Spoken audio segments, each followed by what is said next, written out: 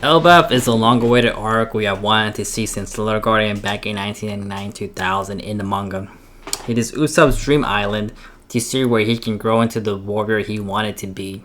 In this video, we will uncover some ideas of what we can potentially see, like Shanks and Yasopp's meeting, Blackbeard, Straw Hat Pirate, and potentially the man marked by flames will be revealed in this arc, and many more things. So let's start off with the first thing we may see, and that's Elbaf is Shanks' territory, so we may see red-haired pirates and the Straw Hats pirates reunion. But I think since they are enemies, we will probably see a friendly fight.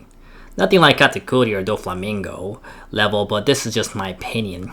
Shanks will probably know who has the last world poneglyph, which could be he will know where to find the man marked by flames, which is exciting. Another thing will be if Blackbeard may come. Shanks and Blackbeard may have a fight before the big war, though I think Shanks is stronger, even though I do not like to say this, but he will end up losing to Blackbeard, since Luffy is the one who is supposed to beat Blackbeard. I do not think Shanks will die, since Oda doesn't really kill much characters, but it is the end saga and he may die. I'm still 60% Shanks to be alive and 40% dead, but we'll just have to wait and see. Luffy will beat Blackbeard. In the end, we will also see Luffy end up fighting Imu and Akainu, or you never know what Oda has in store. Next thing we'll see is we may see power-ups from each Straw Hats. When you see Luffy in Gear 5 against the Gorosei, he did not look like he was on the winning side, more or less he even hurt them. So before the final war, I think they need to grow more. There could be someone who was more powerful enough to train them, or a form of haki for awakened users. There could be someone from Roger's old pirate crew and prepare them for the final war to come like Rayleigh did with Luffy.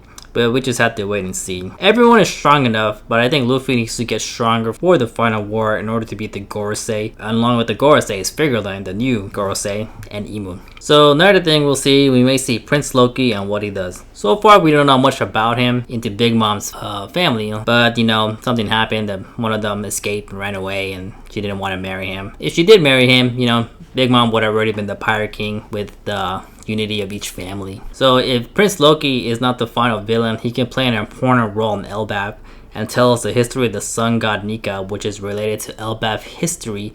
So Nika could be a myth or a real giant, or someone who helped the giant. Since he commands the most powerful military in the world, the Straw Hats can become friends with him and join them in the final war.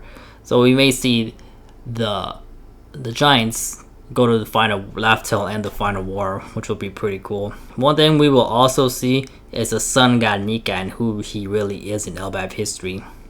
Since he is a part of Elbaf history, Vegapunk says you can only find him in the ancients of texts, not found in modern documents now. So I do not think Joy Boy was a giant, but he was bigger than a regular sized human. Not sure if he was a buccaneer as well. So before Joy Boy, there was Nika. So the sun god Nika could be anything from a myth to a real life person, or the previous user of the Gomu Gomu no Mi, which is the most ridiculous power in the world. So another thing we will see is Jaguar D Sol. We will have a reunion with Robin and Jaguar D Sol, probably a touching one since you know they haven't seen each other in a long time. So he'll probably catch up on what he'll know, what happened to Ohara, how he escaped Ohara, and what he knows since being in Elbaf, knowing the history of the poneglyphs. Or see where the last red poneglyph, or who knows who has the last red poneglyph. So the man marked by flames. This character, who we'll see in the future, may happen when we go to Elbaf because he may have the last world poneglyph stated by Lafitte. He may have a devil fruit power that causes whirlwinds in the ocean, but we will have to wait and see, and probably be a location where he is and Shanks and Luffy may go find him. We'll see more Elbaf culture and see why they are the strongest army. And they obviously are the strongest army because obviously they're giants. But Usopp may try to convince the giants to play a role in the last war, or Luffy as well, but it's Shanks'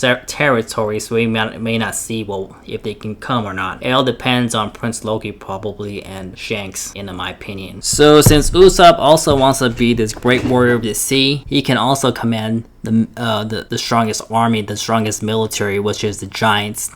And with that, just like he did in Dressrosa, liberated all those guys and joined them on his side, being God's Usopp, he can also do the same with probably the giants and join them on the final war. So that may be a thing that would happen. So this is all the things that you see that we can see in Elbaf. So man marked by flames, Elbaf culture, Jaguar D Sol, the sun god Nika, Prince Loki and what he does, the power-ups of Straw Hats and Blackbeard, and we may see the reunion of Shanks and Luffy, and also Yasopp and Usopp. So let's wait and see. But I think Elbaf will last 3 years with so much going on. And like Mr. Morge said in one of his videos, makes sense, which One Piece will last another 8 years, which will end in 2032.